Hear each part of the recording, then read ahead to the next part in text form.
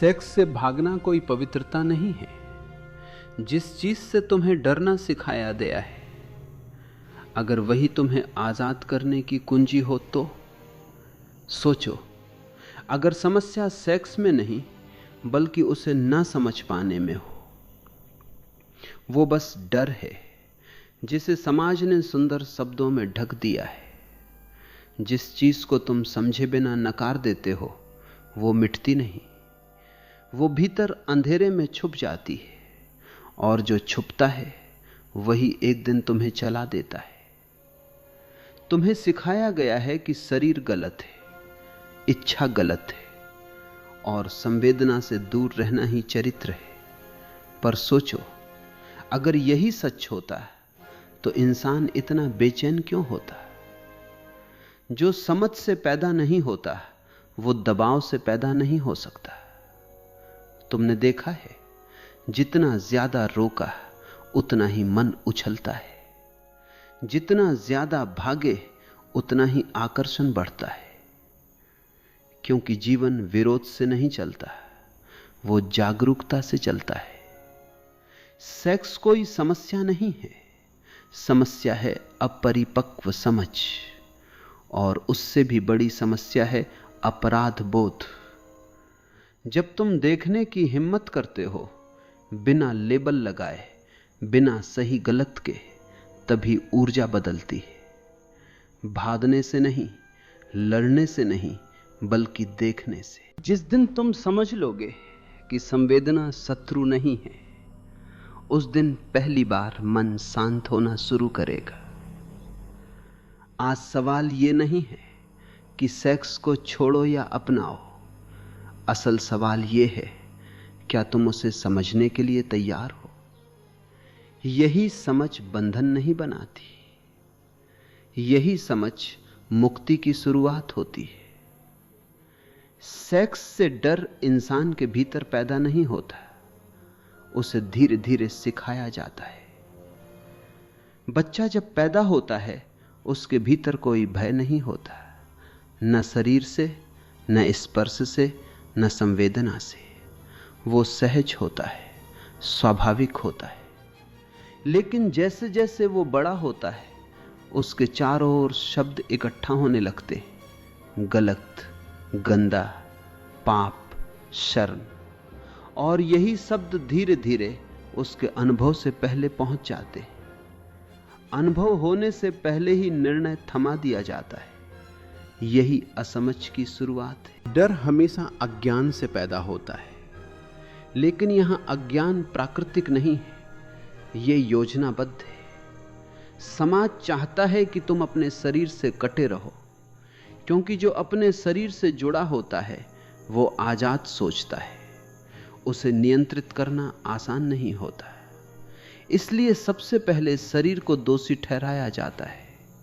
कहा जाता है कि इच्छाएं गिरावट है, संवेदना कमजोरी है, और भीतर उठने वाली ऊर्जा से सावधान रहो। धीरे धीरे आदमी अपने ही भीतर उठने वाली तरंगों से डरने लगता है। ये डर किसी दुर्घटना की तरह नहीं आता, ये रोजमर्रा की शिक्षा है।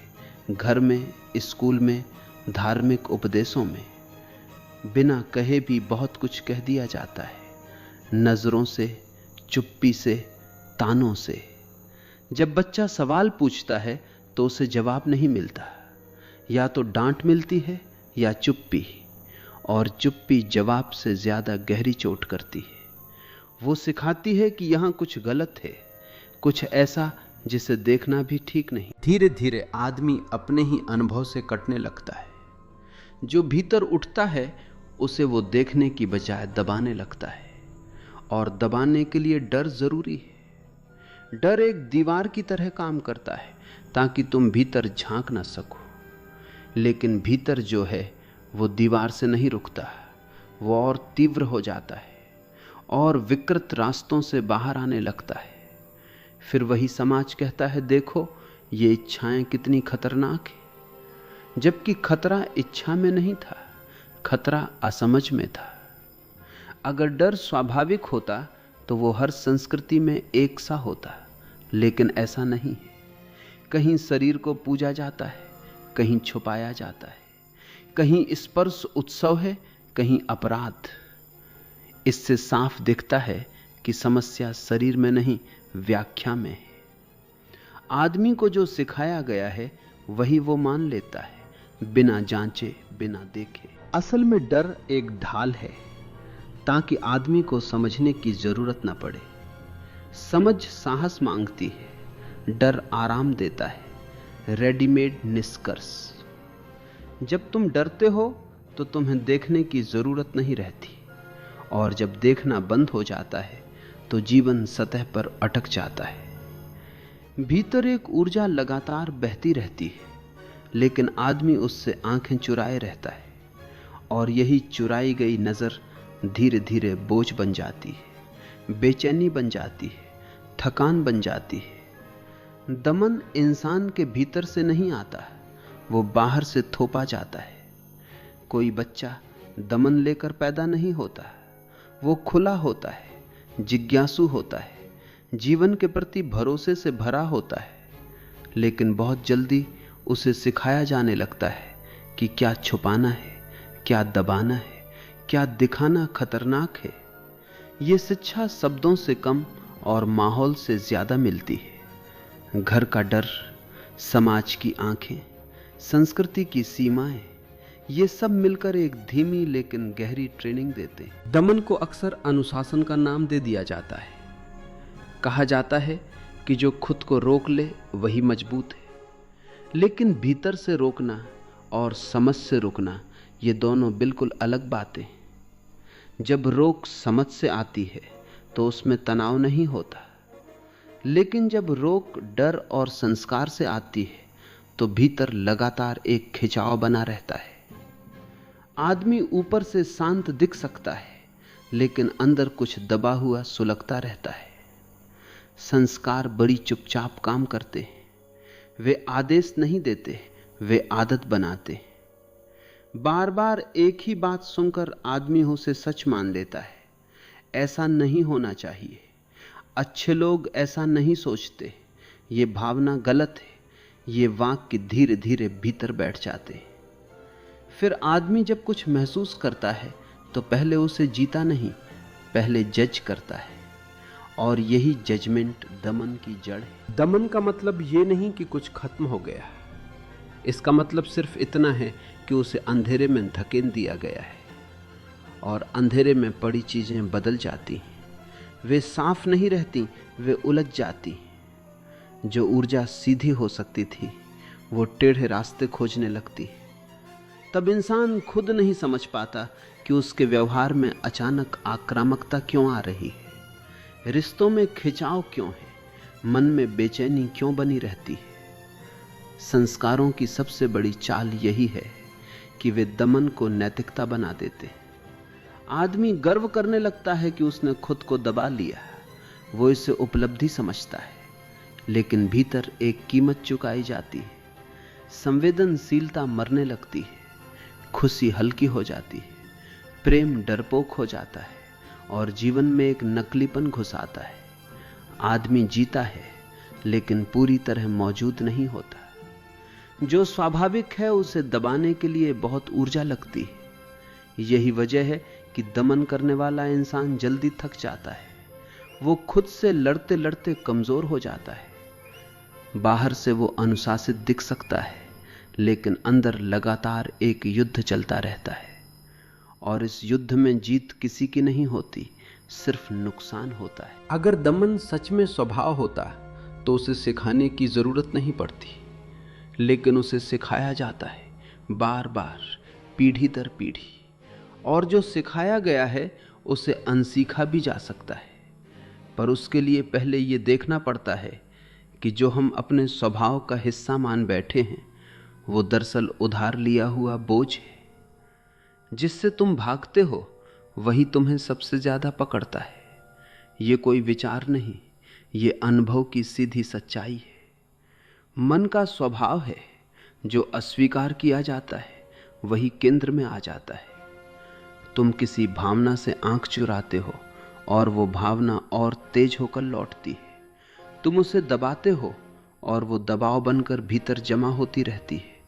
फिर एक दिन वही दबा हुआ हिस्सा अचानक तुम्हारे व्यवहार, तुम्हारे शब्दों, तुम्हारे रिश्तों में फूट पड़ता है, बिना तुम्हारी अनुमति के। भागना हमेशा कमजोरी से नहीं आता है, कई बार वो डर के नाम पर सिखाया गया साहस होता है। कहा जाता है मत देखो, मत सोचो, दूर रहो, लेकिन दूर रहना देखने का विकल्प नहीं है। ये सिर्फ आंखें बंद करना है, और आंखें बंद करने से रास्ता नहीं बदलता, बस टकराव पक्का हो जाता है। मन में जो ऊर्जा उठती है वो न तो नैतिक है न अनैतिक, वो बस ऊर्जा है। लेकिन जब तुम उसे नाम देकर खारिज कर देते हो, तब वो विकृत दिशा खोजने लगती है। तुमने देखा होगा, जितना किसी चीज से बचने की कोशिश करते हो, उतना ही वो मन में घूमती रहती है। ये संयोग नहीं है, मन खालीपन सहन नहीं करता। जब तुम किसी विचार को बाहर धकेलते हो, मन उसे वापस खींच लाता है, और जोर से, क्योंकि मन का तर्क सरल है, जिसे हटाया जा रहा है वही महत्वपूर्ण है। इस तरह भागना उस चीज को शक्ति दे देता है जिसे तुम कमजोर करना चाहते थे। भागने में एक झूठी राहत होती है। कुछ समय के लिए लगता है कि खतरा टल गया, लेकिन ये राहत कर्ज पर ली हुई होती है। भीतर कुछ अधूरा रह जाता है, और अधूरा हमेशा पूरा होने की मांग करता है। यही मांग बेचैनी बनती है। आदमी सोचता है मैंने तो सब ठीक किया, फिर भी मन क्यों भटका हुआ है? क्योंकि भागकर तुमने समस्या को नहीं, सिर्फ अपनी जागरूकता को हटा दिया। जिससे तुम लड़ते हो उससे तुम जुड़े रहते हो, और जिससे तुम भागते हो वो तुम्हें पीछे से पकड़ लेता है। क्योंकि भागने में देखने की हिम्मत नहीं होती, देखने में जोखिम है। सच सामने आ सकता है, लेकिन यही जोखिम ऊर्जा को बदलने की पहली शर्त है। जब तुम बिना डर के देखते हो, बिना नाम दिए, बिना फैसला सुनाए, तब वही शक्ति जो पीछा कर रही थी धीरे धीरे शांत होने लगती है, क्योंकि उसे अब छुपकर काम नहीं करना पड़ता। भागना मन को व्यस्त रखता है, देखने से मन शांत होता है। भागते हुए आदमी के पास हमेशा कोई न कोई बहाना होता है, काम, नैतिकता, आदर्श। देखने वाले के पास बहाने नहीं होते, सिर्फ स्पष्टता होती है, और स्पष्टता में शक्ति अपना चेहरा बदल लेती है। वो बोझ नहीं रहती, वो दबाव नहीं रहती, वो समझ बन जाती है। जो पीछा कर रहा है वो दुश्मन नहीं है, वो बस तुम्हारी अनदेखी का परिणाम है, और अनदेखी जितनी लंबी होगी, पीछा उतना गहरा होगा। मन ये नहीं चाहता कि तुम भागो, मन चाहता है कि तुम देखो, क्योंकि देखने से ही ऊर्जा दिशा पाती है। भागने से उसे सिर्फ ताकत मिलती है, दिशा नहीं। समझ और दमन दिखने में एक जैसे लग सकते हैं, लेकिन उनके परिणाम बिल्कुल विपरीत होते हैं। बाहर से दोनों ही संयम जैसे दिखाई देते हैं, पर भीतर उनकी दिशा अलग होती है। समझ भीतर रोशनी लाती है, दमन भीतर अंधेरा। समझ में सहजता होती है, दमन में तनाव, और यही अंतर धीरे धीरे इंसान की पूरी बनावट को बदल देता है। जब तुम किसी भावना को समझते हो तो तुम उसके खिलाफ नहीं होते, तुम उसे दुश्मन नहीं बनाते, तुम बस उसे देखते हो जैसी वो है। उस देखने में कोई जल्दबाजी नहीं होती, कोई निष्कर्ष नहीं होता, वहां धैर्य होता है, और धैर्य में ही ऊर्जा खुद को सुलझाना शुरू करती है। समझ किसी चीज को तोड़ती नहीं, वो उसे जगह देती है, और जो चीज जगह पा जाती है वो उग्र नहीं रहती। दमन ठीक इसका उल्टा करता है। दमन में देखने की इजाजत नहीं होती, वहां पहले से तय है कि यह गलत है, इसे हटाना है, इसे छुपाना है। और जब कुछ छुपाया जाता है तो वो अपना रूप बदल लेता है। वो सीधा नहीं रह पाता, वो इशारों में बोलता है, गुस्से में निकलता है, अपराध बोध में बदलता है, या फिर किसी और पर थोप दिया जाता है। यही विकृति है। ऊर्जा वही रहती है, लेकिन उसका रास्ता टेढ़ा हो जाता है। समझ में इंसान अपने भीतर ईमानदार होता है। वो मान लेता है कि जो उठ रहा है वो है। उसे अच्छा या बुरा साबित करने की जल्दी नहीं होती। इस ईमानदारी में एक अजीब सी शांति होती है, क्योंकि अब दो चेहरे नहीं रहते, एक बाहर का एक भीतर का। भीतर और बाहर के बीच की खाई कम होने लगती है, और जब खाई कम होती है तो इंसान हल्का महसूस करता है। दमन में इंसान खुद से झूठ बोलने लगता है। वो दिखाता कुछ और है, जीता कुछ और है। ये दोहरापन धीरे धीरे थकाने लगता है। बहुत ऊर्जा सिर्फ इस बात में चली जाती है कि सच बाहर ना आ जाए। आदमी सतर्क हो जाता है, सख्त हो जाता है, और यही सख्ती फिर रिश्तों में दिखाई देती है। वहां सहजता कम हो जाती है, भरोसा कम हो जाता है। समझ किसी नियम से नहीं आती, वो देखने से आती है। और देखने के लिए साहस चाहिए, क्योंकि देखने में ये संभावना रहती है कि जो दिखेगा वो तुम्हारी बनाई हुई छवि से मेल ना खाए। लेकिन यही टकराव मुक्त करता है, क्योंकि जब भ्रम टूटता है तभी स्पष्टता आती है। दमन भ्रम को बचाए रखता है। वो कहता है मत देखो वरना परेशानी होगी, जबकि सच ये है कि न देखने से ही परेशानी बनी रहती। जो समझ से गुजरता है वो परिपक्व होता है, उसमें कोमलता आती है। वो खुद पर हंस सकता है, खुद को स्वीकार कर सकता है। दमन से गुजरा हुआ आदमी अक्सर कठोर हो जाता है, खुद के लिए भी और दूसरों के लिए भी। वो नियमों से जीता है लेकिन जीवन से कट जाता है, और जीवन से कटा हुआ आदमी भीतर से सूखने लगता है।